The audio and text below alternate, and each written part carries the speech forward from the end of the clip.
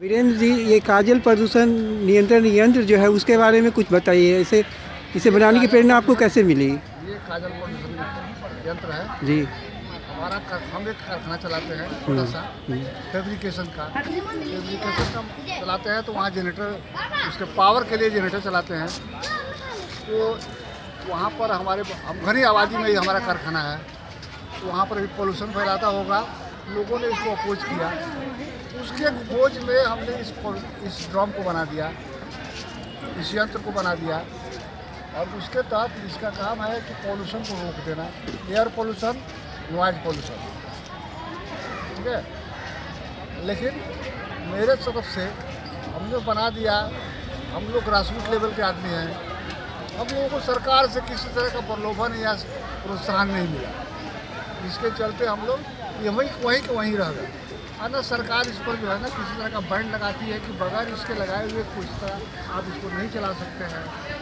अगर सरकार इसको लगावे तो हम लोगों का जो इतना बड़ा प्रोग्राम चल रहा है प्रदूषण को रोकने का, वो प्रदूषण रुक सकता है। जब तक सरकार इसको नहीं लगाएगी, कानूनन वैध नहीं करेगी, तब तक तो आप लगाएंगे नहीं, कोई भी नहीं लगाएगा। बिहार सीएम के पास गए थे आप, श्री नीतीश कुमार बाबू के पास? नीतीश कुमार के पास हम बहुत पहले हमने एप्लीकेशन भेजा। कब, किस साल? आपको लगभग 2010 या 11 में करीब हम गए थे। तो उनसे हम पर्सनली मिले नहीं थे, लेकिन हमने एप्लीकेशन उनको भेजा था कि हमको आपके यहाँ, आपके राज्य में हमने इस तरह बनाया है, हमको मदद चाहिए, आप मदद कीजिए, प्लेटफॉर्म दीजिए। लेकिन वहाँ से हमको मदद के नाम पर सिर्फ इतना ही मिला कि उसका ज्ञात किया गया कि हाँ, आप पेटेंट कार्यालय कलकत्ता में है, वहाँ से आप पेटेंट करा लीजिए।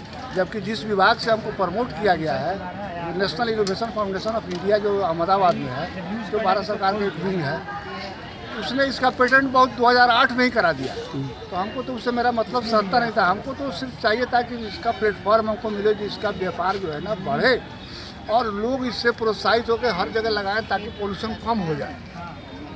पोल्यूशन कम हो तबे ना हमारे जनता को फायदा होगा। ये तो टेबल टॉप वाली बात होती है, हम लोग क्या कर सकते हैं। तो जनरेटर से उत्पन्न होने वाले जो वायु प्रदूषण है और नॉइज पोल्यूशन है, एयर पोल्यूशन, नॉइज पोल्यूशन, वो कैसे इससे दूर होता है? नॉइज पोल्यूशन और एयर पोल्यूशन, तो ये डिवाइस जो है ना, जो इसका जो कोई भी जनरेटर आप चलाते हैं तो उसका जो आउटपुट होता है, वहाँ से इसको अटैच कर देते हैं। अटैच कर देंगे तो जो डिस्चार्ज एयर है, वो सारा डिस्चार्ज एयर इसके अंदर आता है। इसके अंदर बहुत सारे डिवाइस लगे हुए हैं। इसके अंदर कोई भी केमिकल रिएक्शन नहीं कराया जाता। और उस केमिकल रिएक्शन से नहीं कराने के चलते क्या होता है कि इसके अंदर टोटल जुगाड़ टेक्नोलॉजी लगा हुआ है। जुगाड़ टेक्नोलॉजी के तहत ही उसके वेग को तोड़ के उसमें से जितना भी पोल्यूटेड पार्ट्स है, उस पार्ट्स को ये अपने अंदर ऑब्जर्व कर लेता है। और एक समय है, उसको बताते हैं, तो उतना समय के बाद में इसको फिर वॉश कीजिए, फिर लगा दीजिए, तो आपका पोल्यूशन ख़त्म हो जाएगा।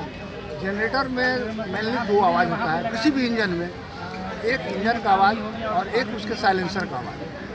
तो इंजन का आवाज़ तो आप सुन रहे हैं, लेकिन साइलेंसर का आवाज़ आपके दिमाग में आता होगा। वो एक कंटिन्यूएशन में चलता है।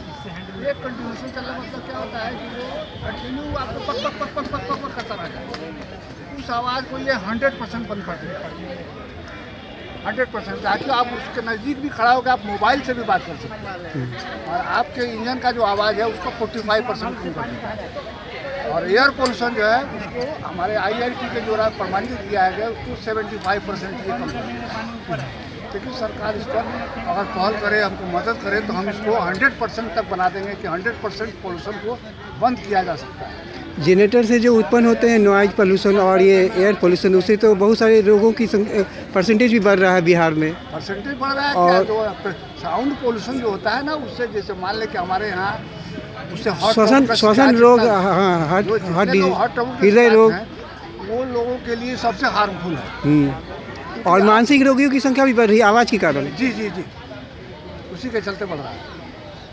और पशुओं पर भी बुरा प्रभाव पड़ता है। सब पर प्रभाव पड़ता है। तो आपने ये अभी आपको वातावरण में हाँ, पेड़ पौधों पर भी बुरा प्रभाव, छोटे बच्चों पर भी पड़ता है एकदम। क्योंकि सब लोगों का पढ़ाई बाधित होता है, उनके ऊपर जो है ना एक तरह का प्रेशर बन जाता है कि उनका पढ़ाई बाधित होगा, उनका मेंटल टॉर्चर होता है।